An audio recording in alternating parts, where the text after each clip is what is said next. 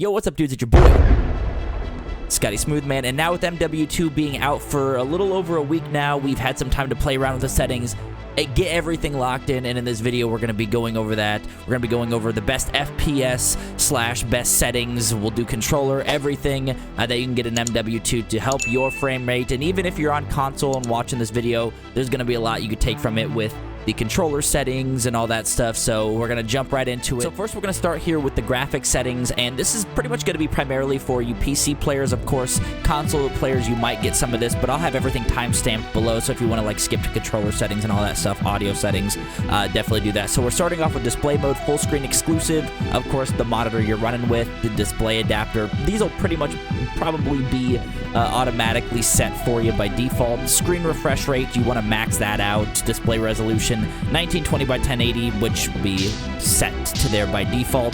Dynamic resolution, turn that off, you don't want that.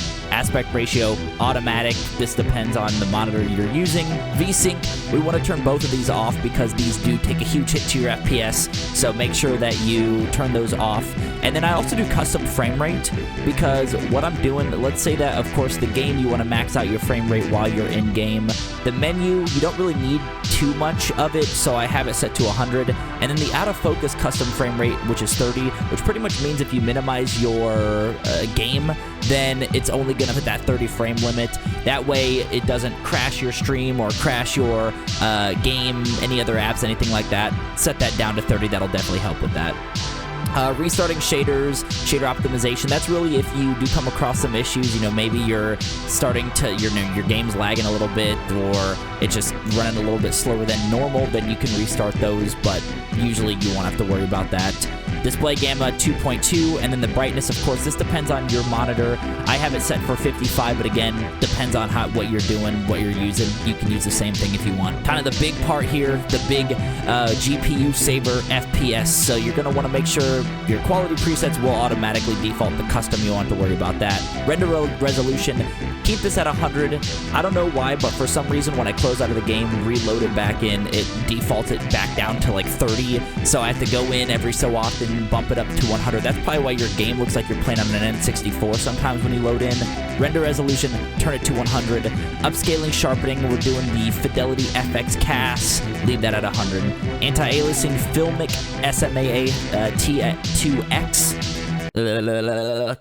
Can't fucking talk today. Anti-aliasing quality low, memory scale, max that out. And then next we got the details and textures. So most of these are gonna be low. Of course, the game still looks pretty good. It actually looks really good even with these low, but as I mentioned, this is gonna help your frames and kind of get you that balance between high frame rate and still have good enough graphics to play the game. You're not looking like you're playing on a Sega Genesis. So we're gonna be pretty much on, most of these will be low. So we got texture resolution. I'm just gonna go down the list. We got low, low, low, low, short, low, very low. Bullet impact and sprays, I have this turned on to make it still look a little bit better. You know, again, it's not like it's gonna look like shit or anything, but I have it on there just for, you know, the effects look a little bit better. Shader quality low, tessellation, turn that off. Definitely a big saver there. You don't want tessellation on. Terrain memory, I have it at minimum. And then on-demand texture streaming, turn that off.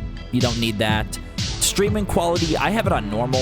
You could turn it to low if you want to, but I didn't really see too big of a difference between the two, so I just have it on normal. Volumetric quality low. We have the physics quality off, and then the water caustics off. This also might be something that is crashing your game if you're getting into a map where there's water and your game crashes. Turn that off because it's going to be taking a lot of that from the water. Shadow map resolution very low. Screen space shadows off.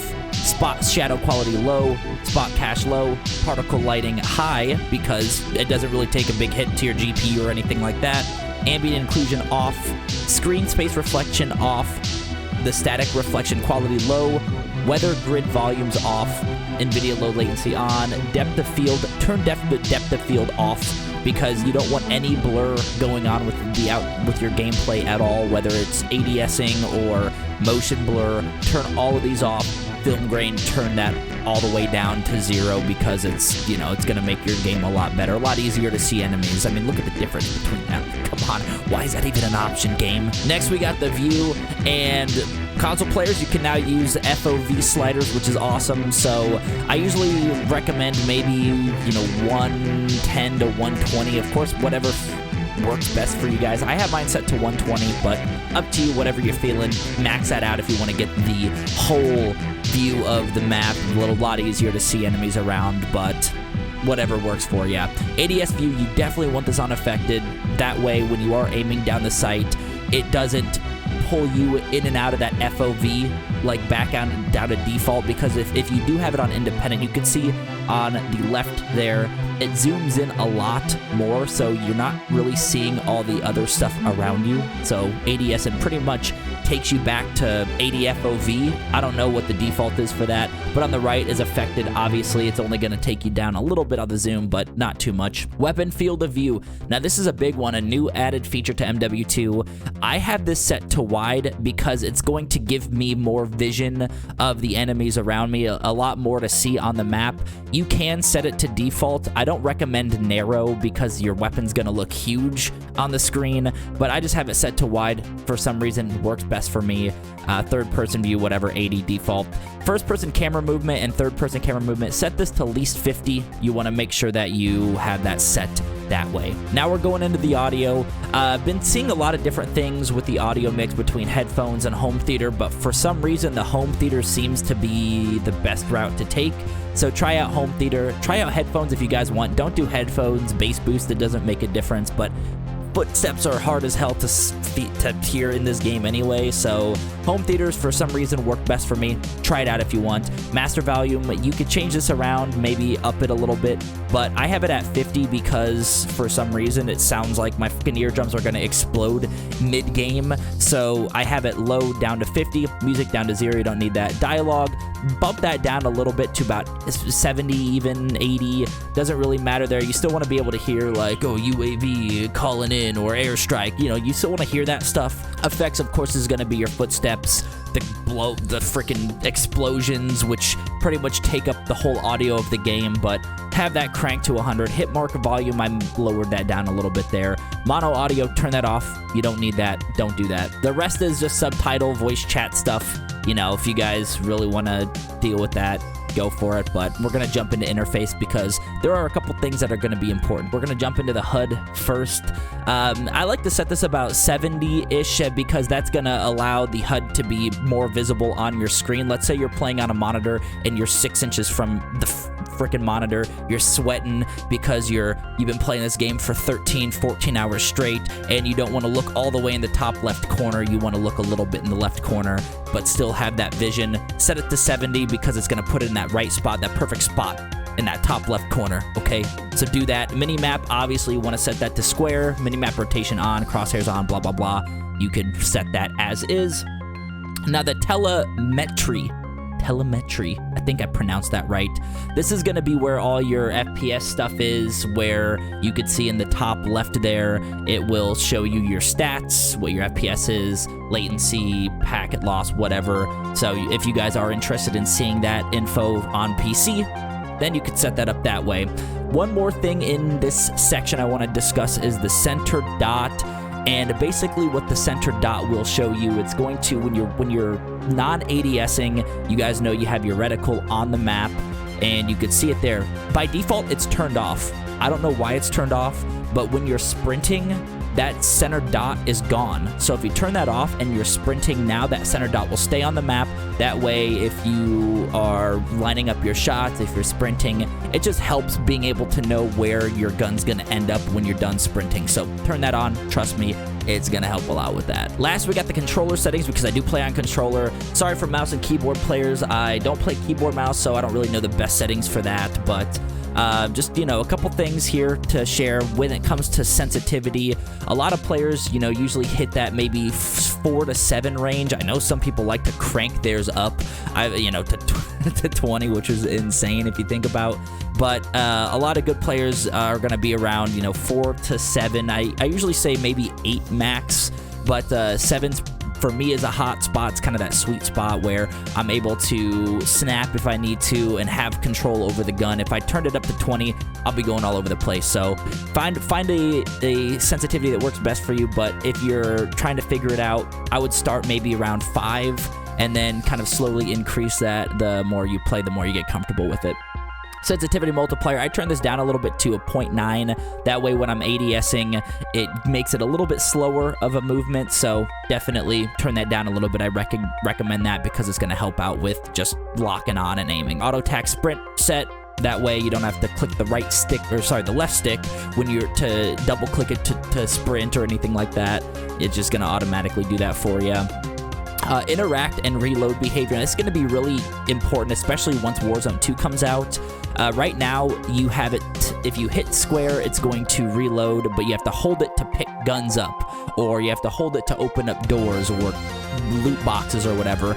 I use prioritize interact. That way, if I am picking up a gun or I am looting or opening a door, I just have to hit tap square once, and it's going to open up that box. It's going to pick up that weapon. But if you, let's say, have that option, you're by a door and you need to reload, you would hold square to reload. But if you're not interacting with anything, if there isn't a gun next to you or a box next to you, you can just tap square to reload, or X on Xbox controllers. But does that make sense? Yeah, I think that makes sense. I don't know. Prioritize interact. Just do that, okay? Now with advanced, we got the aim assist. Ooh, the big one. Everyone's talking about the MW2 aim assist being OP. Well, I'm gonna make this a little bit even more OP for you. So of course we're gonna turn that on. If you have that off, holy shit, man. You turn it on, please. Aim assist type, Black Ops. Now, that seems to be the most sticky aim for now. Of course, it'll start off with default, but you guys want to turn that to Black Ops. And then the aim response curve, I have it set to dynamic. And a little tip with this is if you're strafing while you're shooting, the aim assist actually works even more so, which is pretty crazy to think about. So practice that while you're ADSing and you're firing at someone. Move your left stick a little bit back and forth, because the aim assist will lock on. Trust me, it's going to help you guys out a lot with that. ADS sense multiplier 1, instant ADS transition timing, sensitivity, presume you don't need that on. Now the input dead zones, and I don't want to get too much into it because there's a lot of stuff going on with the dead zones, but you guys can use these settings if you want. Try it out, see if it works for your controller. One thing I do want to share is the triggers. You want to make sure those are down at 0 because it's going to help with, you know, getting your fires off quicker. So definitely have your trigger set to 0. I have my left stick down a little bit more than my right stick just because the right stick at 1 for some reason seems to be snappy for me. And then you can see the minimums are pretty low as well. I mean, I just kind of adjusted these a little bit. I watched some videos and just found what worked best for me. So if this works best for you guys, definitely use it. Ground mantle, now this is going to be on by default. You want to make sure you turn this off. Every time you hit jump next to an obstacle, it's going to mantle if you have that on. But this time you have to actually hit jump for you to actually mantle. That way, you know, you're not mantling things you don't want to or don't plan on. It gives you just more control over the player. And that was pretty much the setting, guys. Of course, if you do enjoy the content, if this video helped you out in any way, be sure to hit the thumbs up, sub to the channel for some more. And as always, I appreciate you for stopping by. I hope this video makes your day a little bit better. Peace.